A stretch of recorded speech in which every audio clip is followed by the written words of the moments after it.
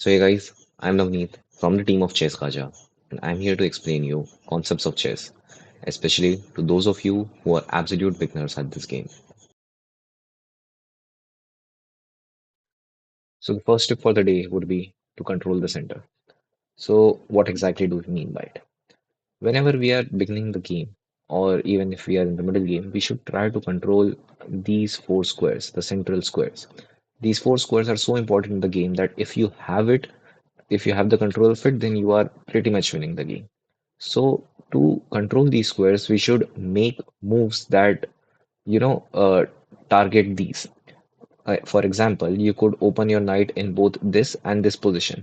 So let's say that if I let my knight go to h3, then it does not give me the control of the central squares. Instead, it gives me control of these other squares, which is not as important as if I would have gone to knight f3 and then I would have the control of these two central squares.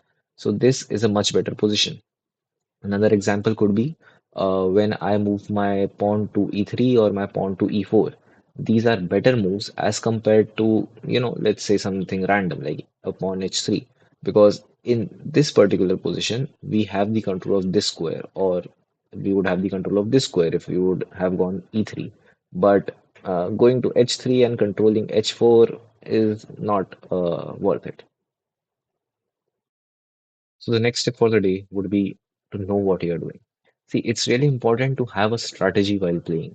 You can't make moves very randomly and then not know what to do with it. For example, uh, consider this particular play where the black knight came off, and as white, you decided to pin it. Yeah, you can pin it, but then let's say black tries to push you off by playing this pawn. Then do you really want to go back? If that's what you do, then that's pretty pointless, right? You just came out, you got pushed off, and then you came back.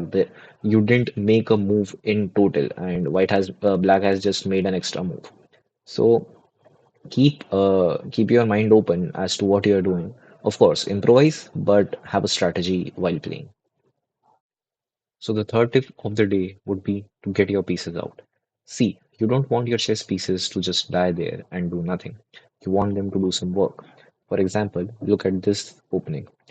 It was going pretty straight until Black decided to get only its knight and queen out and do pretty much nothing else, while White was getting dominant by taking all of its pieces out and, getting the pace of the game. At this position, you can see that both knights and both bishop of white are in play, even attacking the queen. While for the black, only the queen is out and the knight is out, and even the queen is in danger. So the queen will take one move to defend itself, and then the white might castle or white might take its queen out as well.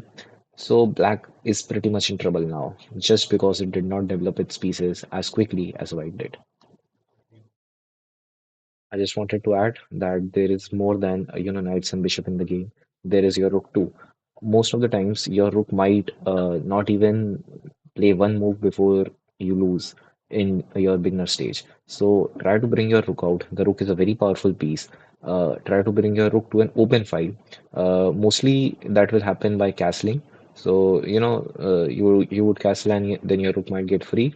Or in the other case, you might try to push these pawns forward and you trade them, get your rook free, get your rook to attack things, and dominate the game.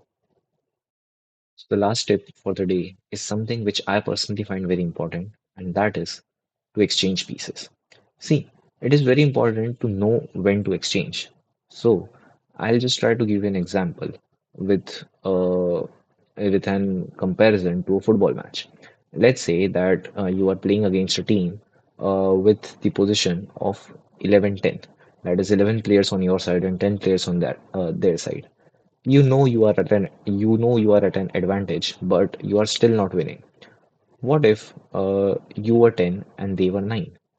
You know that this situation is better than previous because the difference is still one, but there is more advantage to your side. What if we increase it even further? What if you are playing 9-8? Then you are winning even better. So further down the line, let's just say that you were 3 against 2. Is that situation not even better? Let's say two against one. That's the best you could do, right? So whenever you are at an advantage of a piece, try exchanging pieces of equal value, and eventually in the end game you will be one pawn up or one knight up or anything, and then you can easily finish off the game.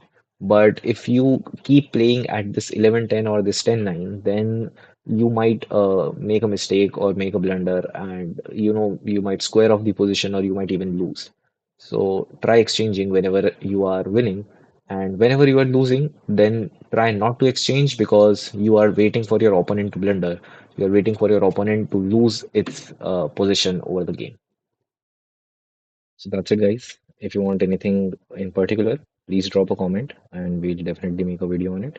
And if you enjoy watching our content, please subscribe to the channel. Thank you.